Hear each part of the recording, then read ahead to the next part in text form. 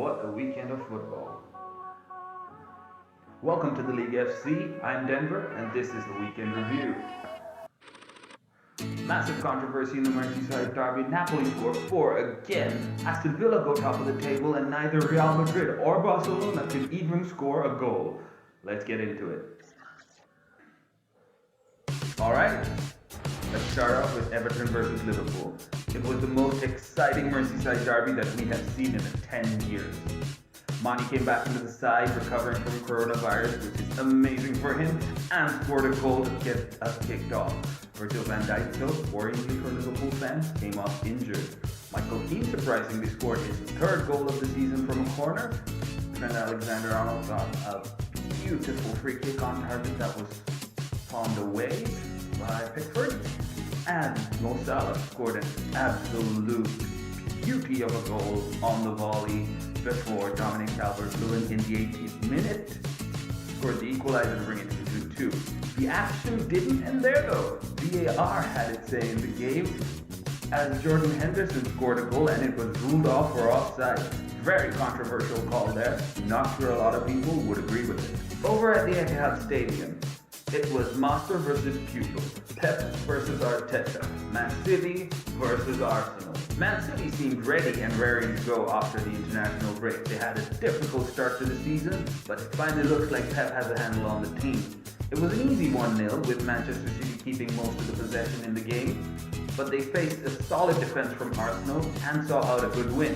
Now, about Arsenal, I said this in the last video.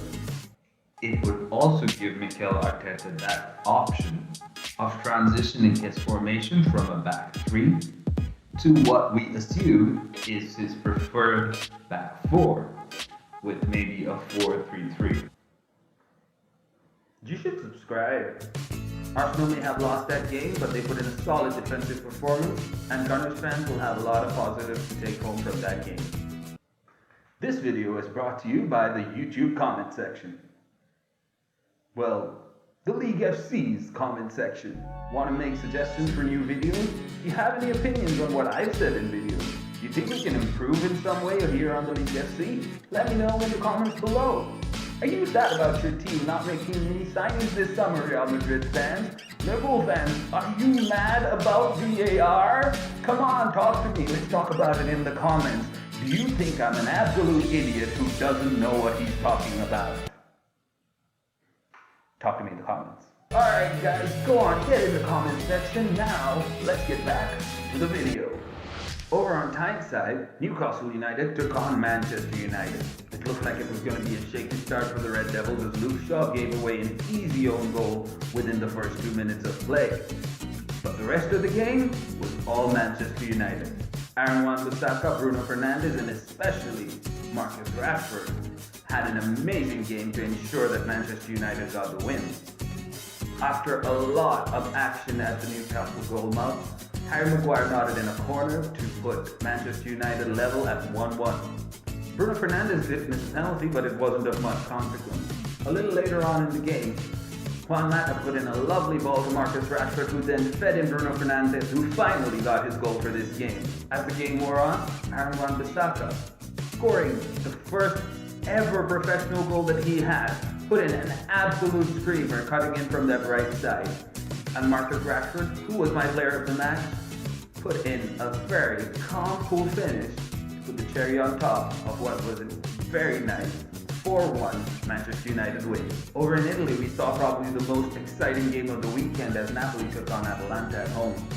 It was the Irving Lozano show in the first half. The Mexican winger put in 2 goals in the game to get Napoli started. Politano put in a screamer from the edge of the box, and Victor Osimhen finally got his debut goal for Napoli. Atalanta was able to pull one back, but it was little more than consolation. With this being the 4th game in a row that Napoli has scored 4 goals or more, do you think Napoli's on for the title?